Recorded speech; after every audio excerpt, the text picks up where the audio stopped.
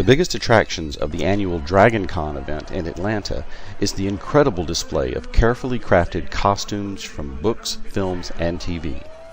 DragonCon 2008 was no exception, and one of the most talked about costumes was the Weeping Angel from the Doctor Who episode Blink. This popular and award-winning episode features a group of alien assassins who turn to stone when anyone looks at them, but when they are unobserved, they can be fast and deadly. When I first saw this incredible costume, she was frozen in the unforgettable weeping pose. Are you going to read out the whole thing? Oh, it's the Doctor himself. Yep, that's me.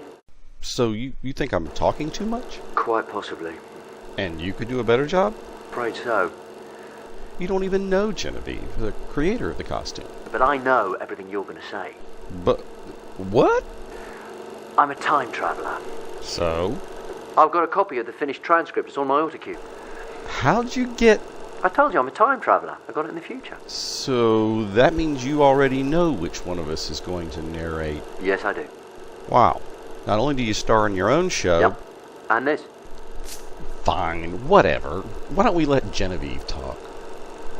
I always like to pick one hard costume for the year, something difficult that will challenge me and give me something to think out. How am I going to make this? What materials can I use to fake this look? So I looked at the Stone Angels and I thought, that is the challenging costume for this year.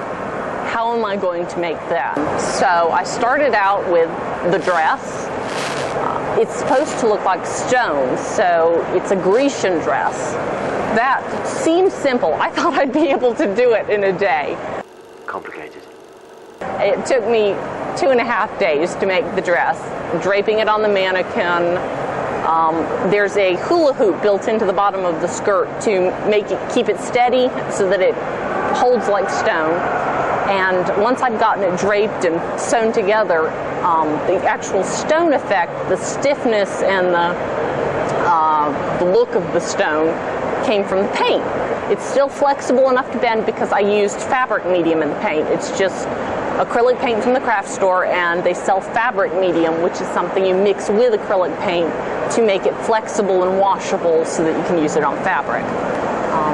I used about 3 different shades. Weathering is one of the most exciting parts of costuming for me because that can be the difference between a good costume and a great costume. I went with a really dark gray for an overall coat. Then I came back with a medium gray and hit most of it. And then I came back with the lightest gray and hit the highlights. And that makes it look like stone. The wings were another challenge. How am I going to make stone wings? So I thought, it's got to be light. You cannot wear heavy wings all day. And there is foam core board. It's sold in the children's craft area for making science exhibits. But the foam core provided the base, and then the feathers were more of my beloved craft foam, just cut out and glued on, and then painted. So that, once I added the weathering, it was a very effective stone look. The trickiest part, actually, you don't even see. The harness to hold the wings on. Very complicated. Was so hard. I just sat there at the table pounding my head trying to think my way around these corners to make it work, and I finally managed, but oh man, it takes 3 people to get into the costume because of the wings. The rest of it I can do, but the wings have to have help to get on. The stone look of the arms. Most people do makeup on their arms. Instead of doing makeup, I covered my arms with gloves made out of pantyhose. It's actually tights. I just cut finger shapes into the tights and sewed them shut. And then while I was wearing the tights, I painted them. And I did the same thing for making a cover for my head and neck. And that worked so well. I was so pleased with how that came out. The wig was yarn. The wig cap was pantyhose. It's more like a big ball of wibbly-wobbly, timey-wimey stuff. The mask was an interesting challenge because I haven't ever really sculpted. I thought about what materials to make the mask out of. There's this wonderful material called paper clay. It is like modeling clay, but it is made out of actual paper fibers. And it's air drying. It cleans up with water. You can mold it with water. It dries very lightweight and very strong, and it's very paintable. So I got paper mache masks. I went online and just bought blank paper mache masks like you would use for a theater project, and molded the paper clay over the top of that. I used Elmer's glue as a sealant. A couple of coats of Elmer's glue is a great thing to give you a very smooth surface for painting. It just fills and cracks beautifully. Sculpting it was a challenge, but I had my picture references, and over a couple of days I managed to get a pretty good verisimilitude of the actual face, so I was pleased with how that came out.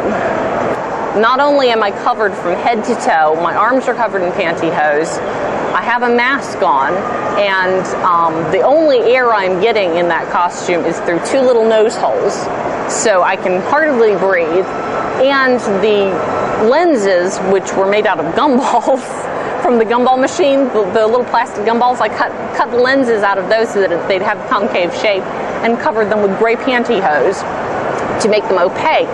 Fit those in there, and you can see well enough to get where you're going and not step on people, but you can't really see well enough to enjoy it.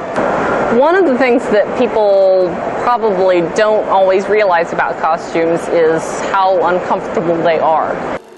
And I'm sorry. I am very, very sorry. So it was a pretty hot, miserable thing, but it's worth it. You are getting feedback on your art all the time you're wearing it. It's just wonderful, that one-on-one. People coming up saying, how did you do this? How did you make that? It's very rewarding. And that's it, I'm afraid. There's no more from you on the transcript. That's the last I've got. I don't know what stopped you talking, but I can guess. They're coming. The angels are coming for you. But listen, your life could depend on this. Don't blink. Blink and you're dead. Don't turn your back. Don't look away. And don't blink.